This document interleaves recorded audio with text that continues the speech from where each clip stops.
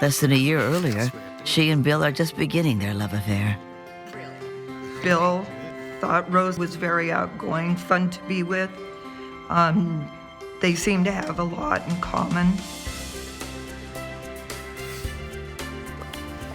They've spent a lot of time together. They were close physically and were developing a romantic relationship. What's up, Panic Fam? I'm Hannah. And if it's 2 a.m., the lights are off and the popcorn has gone cold, you know, it's Panic TV time. Welcome.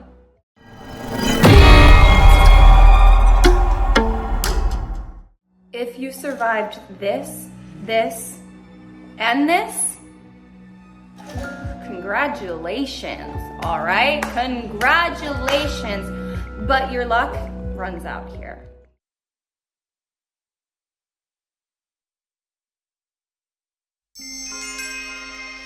Once upon a time, it's love full speed ahead when dashing sailor Bill Edmondson meets single mom Rose Manthe.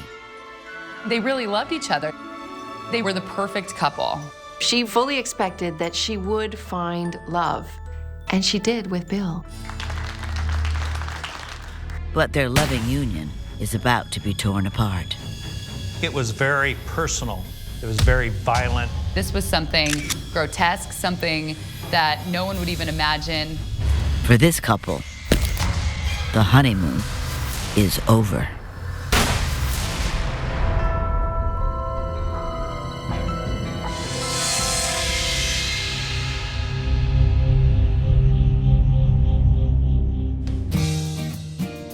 Do you, William, take Rosalina to be your lawfully wedded wife until death do you part? I do. Yeoman second-class Bill Edmondson is nervous as he stands hand in hand with his gorgeous 26-year-old bride, Rosalina Manthe. And do you, Rosalina, take... Their whirlwind 6-month courtship began in Bremerton, Washington, with a chance encounter on the Navy base, and now arrives at the altar. He was excited to get married. He really wanted to find love or find somebody. I now pronounce you Mr. and Mrs. Edmondson. You may kiss the bride.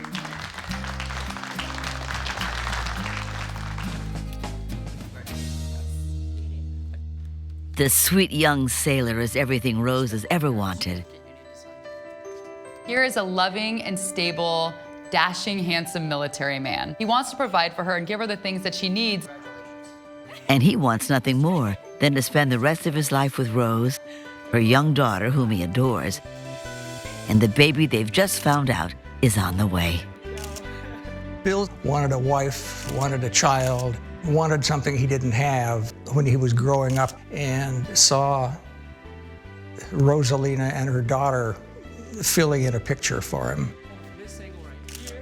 Rose and Bill were both searching for something they never had before, a kind of stability, a kind of love. So when their love blossomed, this was it finally, something stable, something honest, something loving. Neither had an ideal childhood, but now they'll have the loving family they've always longed for. It was a chance for both of them to start their lives together. It was really every bride's dream. But that dream soon gives way to a nightmare.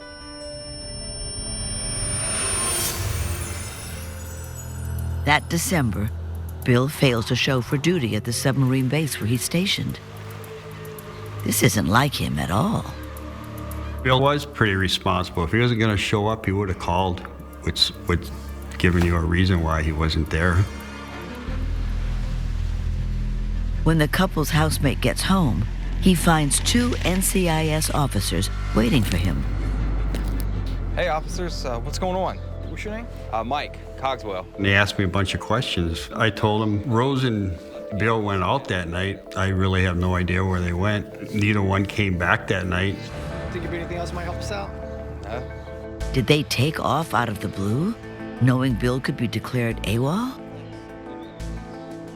It's hard to believe the couple would just vanish, especially since their lives are finally coming together.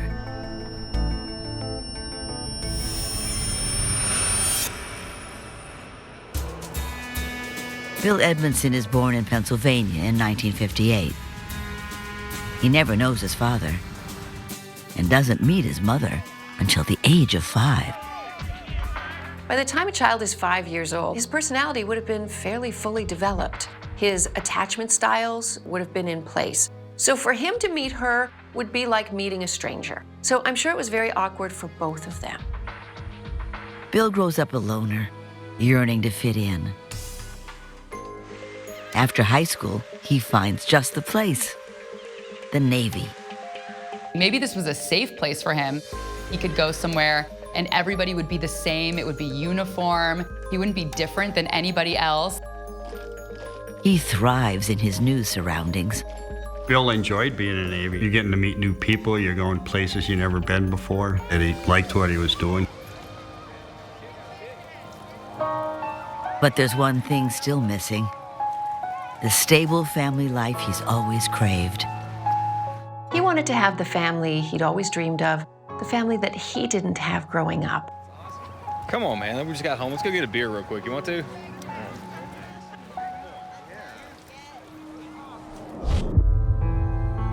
Rosalina Manthe has her own unfortunate childhood. Born into poverty in the Philippines, she's just a baby when tragedy strikes. And both of her parents die in a car crash. Now an orphan, Rose is sent to a convent school. I don't think a lot of us can imagine what it's like to lose your parents when you're a little kid and then not be taken to another family's house. She didn't grow up with her grandparents. She was taken to this convent. As a young woman, she has several relationships with American sailors, but they never stick around. By the time she's in her late teens, she already has a couple of kids and she's still a single mom. She obviously was a very lost woman who was very desperate for someone to love her. Finally, she meets a sailor who wants to bring her to the U.S. to be his wife. But there's one catch. Rose will have to leave her children behind. Rose's story reflects the story of so many immigrant women to America. They come from poverty. They have children to feed. They have to make terrible choices. The sailor was offering her a beautiful life. He was in love with her. She's confident that this man is going to provide for her in the United States and eventually let her kids come and join them. But when she arrives in Seattle, her dreams are shattered. She went to him and he rejected her and said, "Get out of here." I want you to try to imagine what it would be like to be a young girl from a foreign country, suddenly being kicked out on the street by the man you thought would be your dream man who would take care of you forever. This must have been absolutely tragic to Rose and terrifying. As Rose tries to pull her life back together, she runs into a Marine she dated back in the Philippines named Richard Manthe. They marry and have a daughter. But Manthe is hardly the man Rose hoped he'd be. The hell do you think you're doing? Richard Manthe loved to drink, and when he drank and got drunk, he tended to get violent. He assaulted Rose several times. Get the laundry, get out of here! After Manthe is arrested for burglary, Rose wastes no time divorcing him. I would imagine she's very skeptical of men. She's had very bad luck. She can't trust anybody.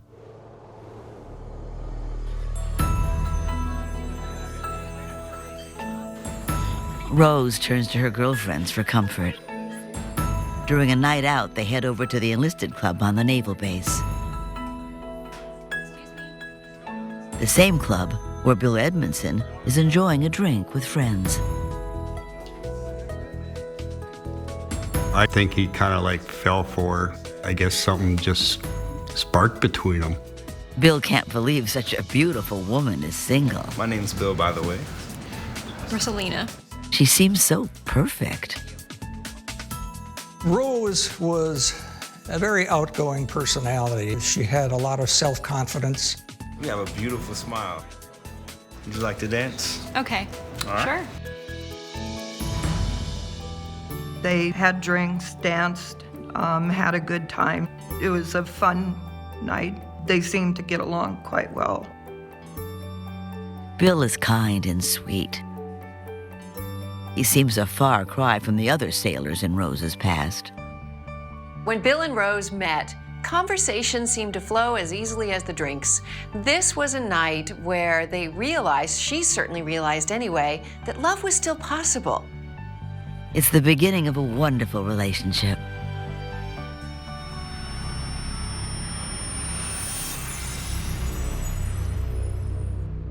But now the happy couple is nowhere to be found.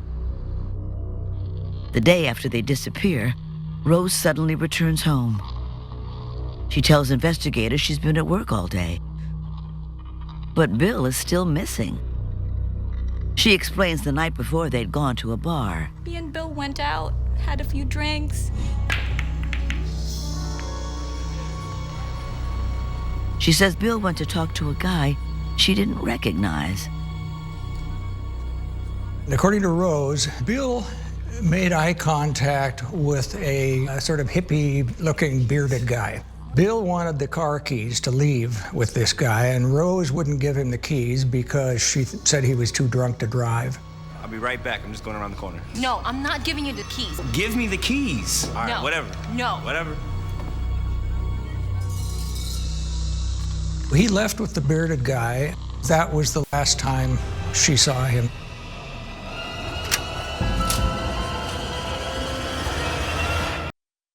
To be your lawfully wedded wife until death do you part.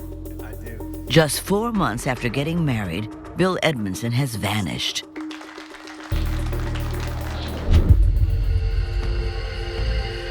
He was last seen leaving a bar with a strange man. Who was this man? And what's his relationship with Bill? The only clear thing is that Bill never came home that night. When NCIS went out to the house, they didn't find anything unusual. There was no evidence of any crime taking place. There wasn't any evidence of Bill taking clothes, leaving the area. With no physical evidence, there isn't much police can do. It's entirely possible Bill just left or is out sleeping off a late night. Please find him. Still, his wife Rose is beside herself with worry. She loves her husband dearly, and they're about to have their first child together. She's worried it's the first time that Bill has left and not come home after they've had an argument. I'm sure that Rose was terrified. Just when she thought she had it all together and her life was together, yet another horrific tragedy, a missing husband. It's the sort of pain Rose thought she left behind.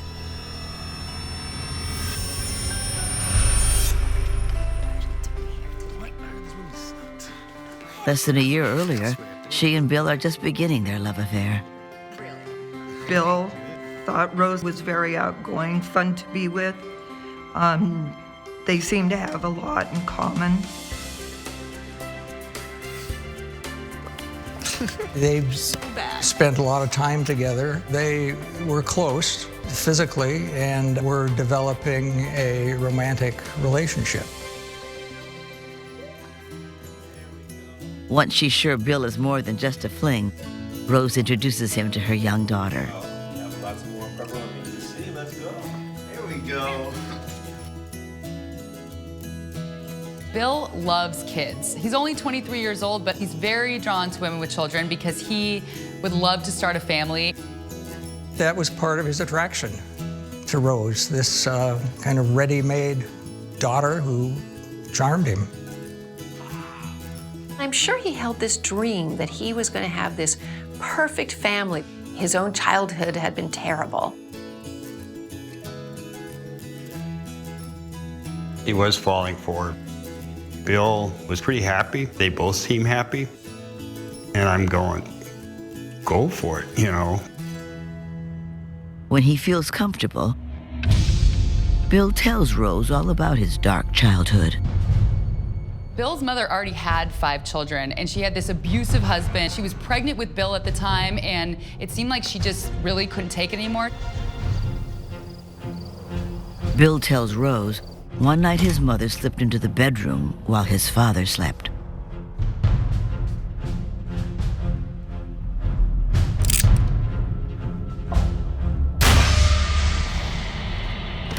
Then calmly called police and confessed her crime. She's convicted of second-degree murder and sentenced to 10 years in prison. She gave birth to Bill while in custody. My heart goes out to babies born in prison. They lose the special bonding experience that infants need with a primary caregiver, specifically a mother. So there was really no secure attachment to make for him. It's very, very tragic. Babies learn to love by how they are treated in the early weeks, months, and years of their life. Bill's mother serves 5 years of her sentence. After her release, she only regains custody of Bill. He never knows his 5 brothers and sisters. He's completely alienated from his family.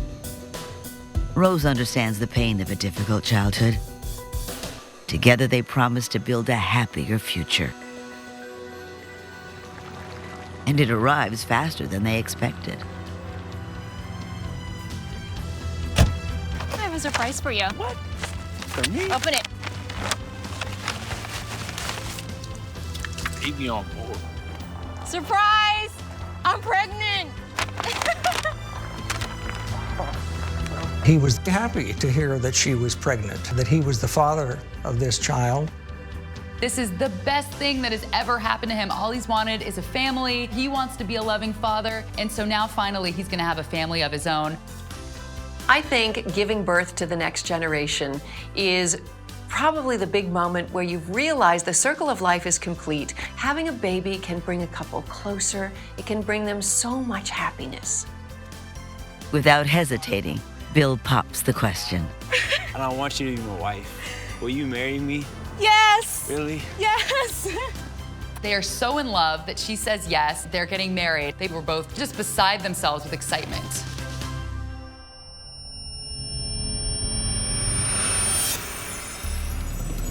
But now that excitement has turned into fear. A week passes with no word from Bill. I called the hospitals, motels, but we just couldn't find anybody that knew where he was. No one knew anything. What could have happened to him? Did the man he left the bar with kidnap him? Or did he simply decide to skip town, leaving his responsibilities, including a pregnant wife, behind? So as the days go by and Bill doesn't come home, Rose starts to get really worried. This is not normal Bill behavior, and she starts to think that maybe he won't come back. Ugh, I swear my neighbors think I'm probably getting murdered right now. On the 8th day, a hiker on a remote tree farm several miles from the Edmondson home makes a shocking discovery. He immediately contacts the sheriff's office. A hiker came by earlier through the same ridge and found the body, and then they walked out that way. Well, when I came up to the body, it was a white male. He was bare-chested. His pants were pulled down where it exposed his buttocks. It was freezing. There was no way he had been out there without a shirt. The body was positioned like it was possibly been involved in some sort of sexual situation. Detectives notice small bullet holes in the side of the man's head. He's also been savagely beaten. His nose appeared to be smashed. His face was bruised and bloody. There's even a large boot print on the man's chest. We found several footprints in the earth near the body, and they all looked like they were from a Western cowboy type of boot. The boot print on the chest looked like a cowboy boot also, and it was a mighty blow. It was overkill. That was an out-and-out assassination. Detectives searched the man's pockets for identification. I was able to find a wallet in his back pocket. It had a military ID identifying Bill Edmondson. Now police must deliver the devastating news to Rose. It doesn't seem fair that so much tragedy can happen to one woman, especially when her life finally seems on track. She became very emotional. She broke down and cried. I tried to comfort her. She is pregnant, she has a small child, and she's all alone. Rose's life was one filled with one tragedy after another. I'm sure her spirit was completely deflated at this point. But just as officers begin to leave, Rose delivers a bombshell. Wait! I think I know who killed my husband. 23-year-old newlywed Bill Edmondson is found savagely murdered on a remote farm in Kitsap County, Washington. This was a very brutal killing. Police are trying to find the man his wife last saw him with. There wasn't any sightings. Nobody called in and saying they might have saw him. Now Rose turns the case on its ear. I think I know who killed my husband. Okay. She's been keeping a secret, one she feels is so embarrassing she couldn't bear to reveal it earlier. Rose told me that she felt that her husband was a homosexual, that his lover was the person, Mike, that was living at the house. It wouldn't surprise me to hear that Rose had hidden the secret of homosexual behavior. This was the early 80s. It was still a time where there was so much stigma attached to it. She says Bill's affair with his housemate, Mike Cogswell, put a huge strain on their marriage. She begged him to end it. Mike may have been jealous. There certainly could have been a motive for the murder. After all, the scene looks like a crime of passion. The shirt was gone, the pants were pulled down with the way the body was positioned. Detectives know the killer was wearing cowboy boots to crush Bill's chest. Mike also owns a pair of cowboy boots, which Rose delivers to police. Cowboy boots are not that common here in Puget Sound area. It certainly would cause us to look at him much closer. Detectives need to bring him in for questioning.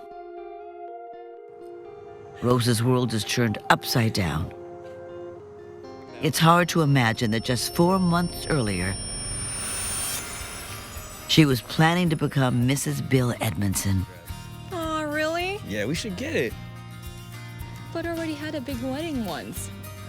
All right, well, maybe if you want to do something smaller, and maybe sooner, we could go down to the courthouse in a couple of days and tie the knot there. Really? Let's go. Rose has already been married before, so she would rather just do something small, get married, you know, just start her life with Bill and not have a big fanfare. Do you, William, take Rosalina to be your lawfully wedded wife? With 2 friends in tow, they head to the courthouse. Some people hold weddings because they're trying to make a statement. They're trying to say to all these people in the room, you see, we really do love each other. It's real, right? But Bill and Rose wanted something small, quaint, and private. They didn't want a lot of people talking about their relationship because this was about them and their love.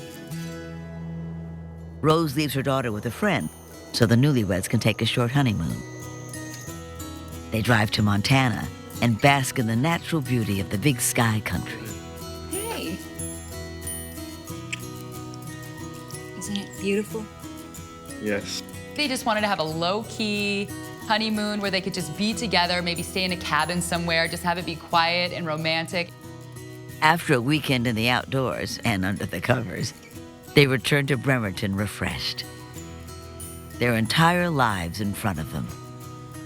The first big decision is where to live. Rose already owns a home in Port Orchard, but it might not be the right fit for their new family. Rose told Bill that she would like a new start and that she would like a new home, put some of the bad memories behind her.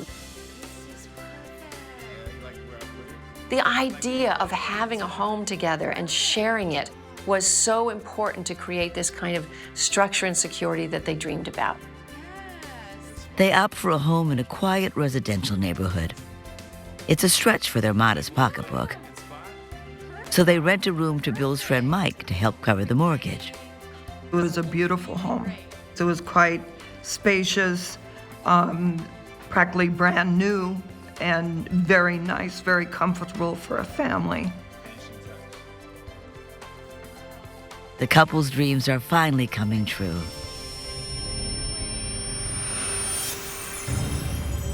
But the memory of those happy times has quickly faded. The autopsy reveals a story of immense suffering. The coroner said that when he first saw the body, he assumed it had been hit by a truck. Bill's nose was smashed, his chest was caved in, his ribs were broken, he had 4 gunshot wounds to the side of the head.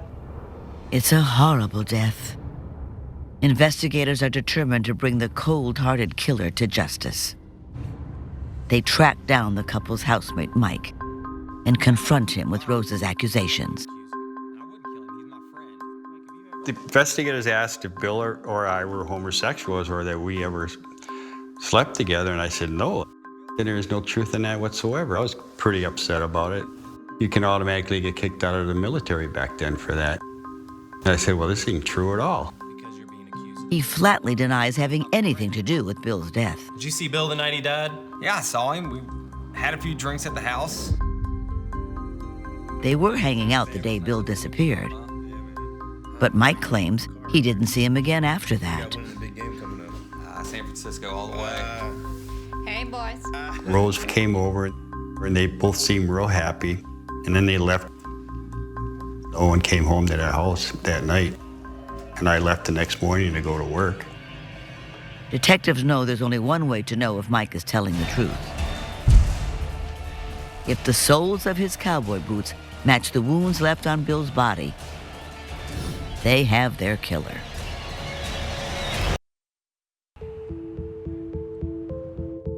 Mike Cogswell denies Rose Edmondson's claims he killed her husband Bill out of jealousy. Now the only thing standing between him and a murder charge are a pair of cowboy boots. Those boots were examined against the wound on the victim's chest and found to be much smaller size. They could not have produced that injury on the chest. We eliminated Mike Cogswell as a suspect in the murder of Bill Edmondson. Detectives don't believe there was ever an affair. Why would Rose lie? I told him that I thought Rose was the one that murdered him. I think she's just trying to pin this on me. Detectives know Rose couldn't be their killer. When they found Bill's body, there were huge footprints on his chest, a big boot. He was brutally beaten, and there was no way that this small woman could have crushed his chest. We felt that somebody other than Rose was involved in the murder. But she'd made up such a scandalous lie about Bill being gay. They decide to take a deeper look into Bill and Rose's relationship.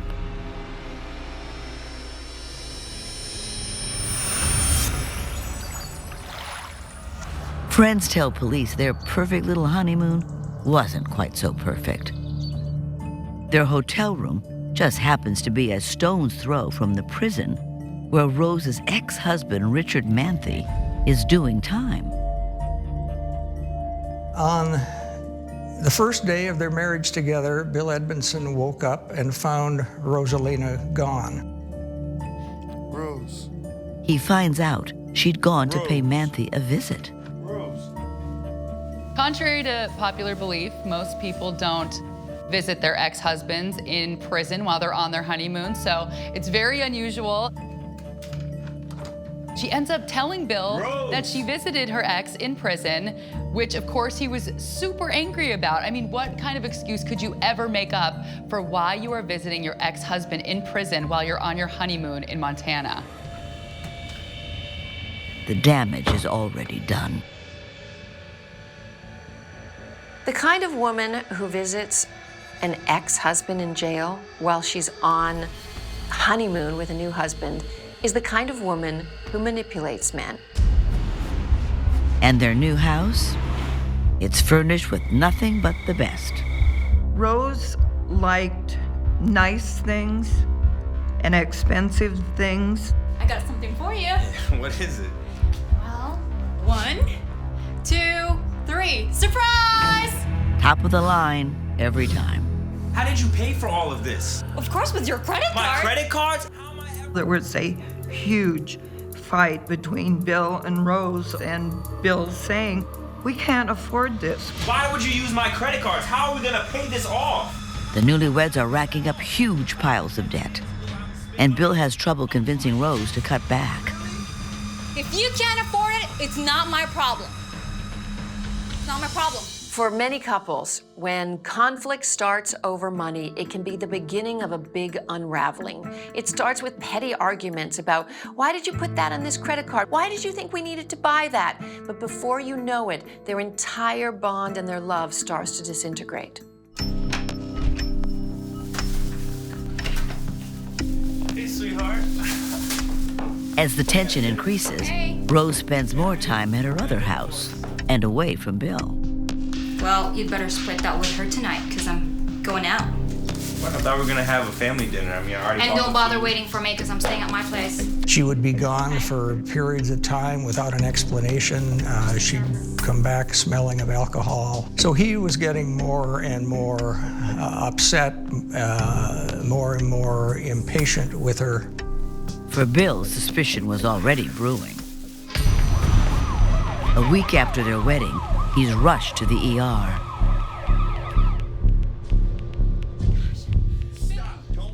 He's somehow ingested an over-the-counter pain medicine to which he's extremely allergic. He's certain it wasn't an accident. Rose and I went to visit Bill when he was in the hospital. The minute we walked into the room, Bill started hollering, and he said, "You tried to poison me. You tried to kill me." I didn't do anything. I love putting... Rose denies the accusation. She's crying, and, you know, I love you so much. I would never do anything to hurt you. Rose tries to persuade Bill that he somehow got the medication while on board his ship. I'm sorry. I didn't mean to accuse you like that. I'm just scared. The couple makes amends, but Bill remains on alert. He starts keeping a diary and writing down all the things that she does that he thinks are odd or suspicious or hurtful or hateful.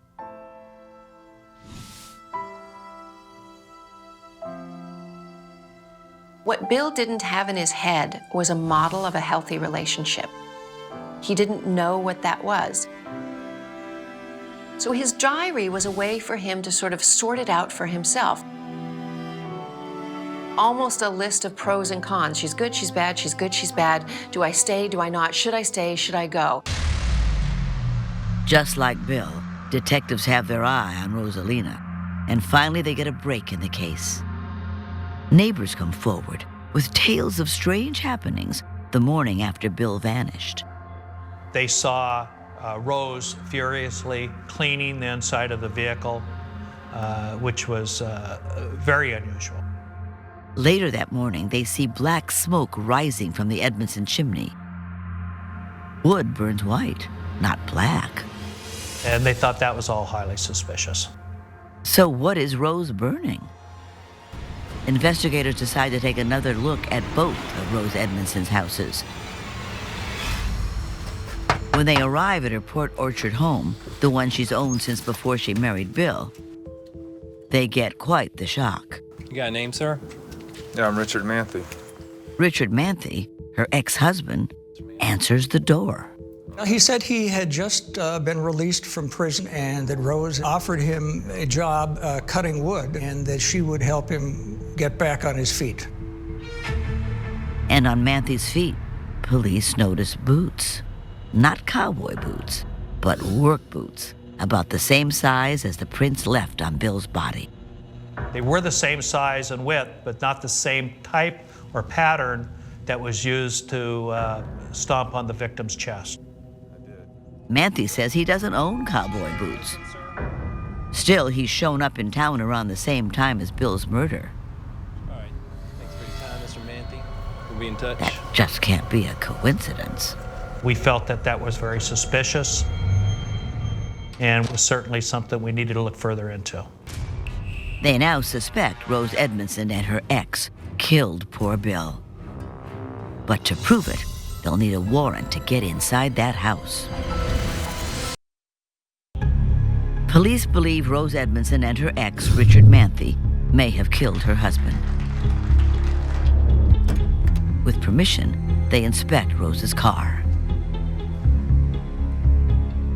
The inside lining of the passenger door had been freshly painted, as had some areas of the upholstery inside. I got to wondering, why paint the inside of a car unless maybe you're trying to hide something?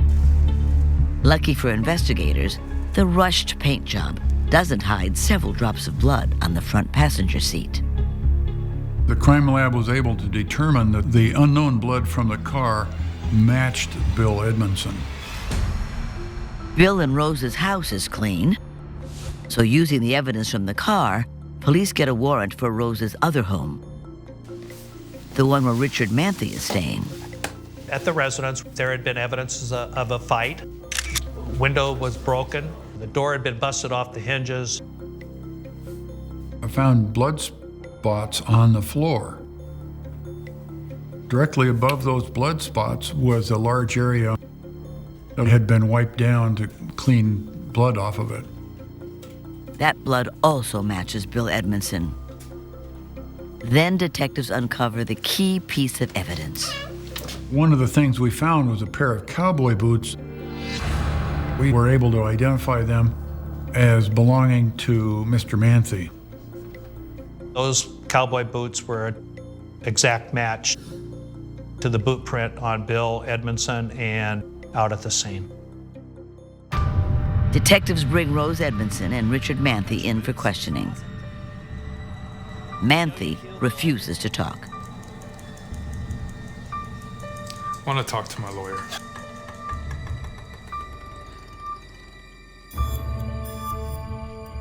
Detective, you have to believe me. I didn't do anything. But Rose is more than happy to plead her case. She was alleging that Manthe killed Bill out of jealousy. She told detectives that he was the one who committed the murder and that she did nothing but help him clean up afterwards. I was scared and I didn't know what to do. Rose claims she feared for her life. But investigators aren't buying it. Rose will turn on anybody. Rose will say anything to defend herself. She's always innocent. She's always the victim. With no physical evidence against her, detectives release Rose and charge Richard Manthe with Bill's murder. But any doubt about Rose's guilt is erased when Manthe tells his cellmate about Bill Edmondson's death. So you want to hear a crazy story? Yeah, man, let me hear it. Let me tell you how this happened. Manthe says he and Rose began planning it right after Bill and Rose's wedding. This murder plot began the first morning of her honeymoon when she visited Manthe in prison. Rose wasn't even pregnant. She just told Bill that because she knew he would agree to marry her. Rose needed to close that deal. She needed a legal marriage so that she could have access to his life insurance. So there's no better way to get a man like Bill to propose than to say you're pregnant.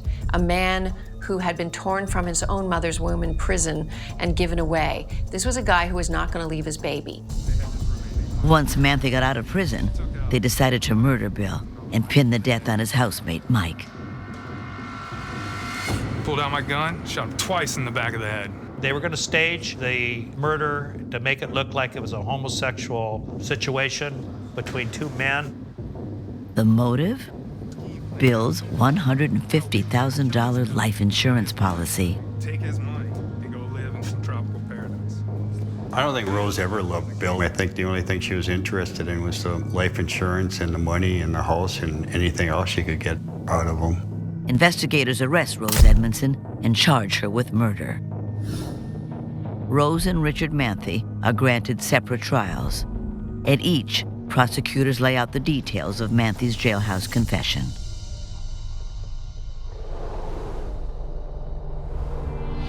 Bill and Rose left the house together, and Rose drove Bill over to the other house. She knew that once they got over to the other house and Richard was there would be a fight. Sure enough, when Bill and Rose arrived at the house, Manthey attacked Bill. He broke his nose, blood went everywhere, the door got shattered. Richard, what have you done? He looks bad. You need to take him to the hospital. He looks bad. Yeah, I'm sorry, man. Manthey then pretended to apologize and offered to drive Bill to the hospital. He said that they got Bill into the car. He said that he told Bill to roll down the window. Just go ahead and turn that radio on. Man, should hear some music before he dies.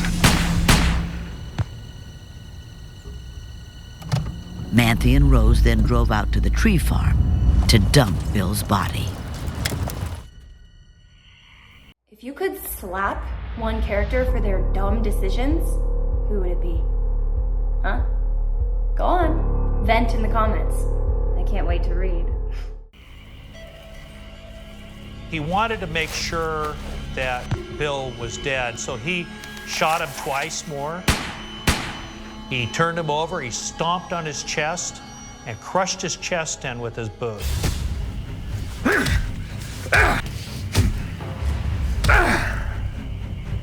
Manthey then posed the body, and he and Rose left to start cleaning up. It's done, baby. Good job, baby. Thanks. Along with scrubbing out the car, Rose also burned Bill's clothing. We sifted through the ashes from the wood stove and found metallic buttons and other things. Rose's defense attorney claims Rose only helped out of fear for her own life. But it's just too much for the jury to believe. Rose had a $150,000 life insurance policy on Bill. Rose killed Bill, Rose gets this money. I mean, it was just so clear that she's not a victim. Be honest. Did you watch the last scene through your fingers? Comment yes or no. You would call Rose an absolute manipulator with a cold heart. People were objects in her environment to be used for her survival. Both Richard Manthey and Rose Edmondson are convicted of aggravated first-degree murder and sentenced to life without the possibility of parole. Rose was self-serving. I think if it wasn't in her best interest, she wasn't interested in it. Sadly, I don't think Rose loved Bill. And in fact, I don't think Rose loved anybody. What went wrong in Rose and Bill's marriage? The fact that they got married went wrong. The fact that she even targeted him the night they met. She was looking for another mark, and it was Bill. This relationship should never have happened. Surprise! I'm pregnant! Rose was scamming Bill from the very beginning. Rose told Bill that she was pregnant, and she wasn't. Rose told Bill that she loved him. She didn't. All she wanted was his money, and she had planned all along to kill him so that she could get it. It's the ultimate betrayal. All Bill ever wanted was to feel like a whole person. He just wanted to have what he never had, was a father and a family.